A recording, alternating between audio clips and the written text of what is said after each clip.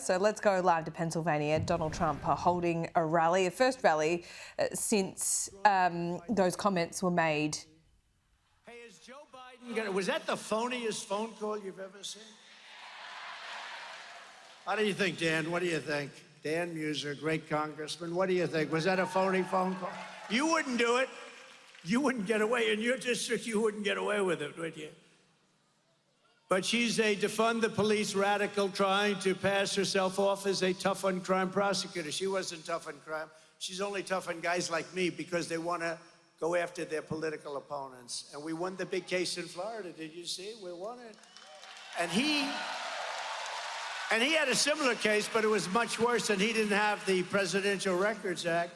He had a similar case, and you know, the special counsel, which is basically special prosecutor, adjudged him to be essentially mentally incompetent, with poor memory, but a nice old guy. He's not old. You know, 81 is not old. I have friends that are 95 that are still. Bernie Marcus, founder of Home Depot, 95 years old, still sharp, still sharp. I spoke to him the other day. I said, I think you're smarter now than you were 30 years ago. I don't know what's going on. I said, what's going on? It's working. 81 is not old. And, but he's different. He's a bad 81. He's a bad 81. And he's destroying our country, I'll tell you. And she's worse than he is. She is actually worse than he is because she's a real radical left. He's a phony radical left. He didn't believe this stuff. He didn't believe in open borders, and she does. She wants to open your borders.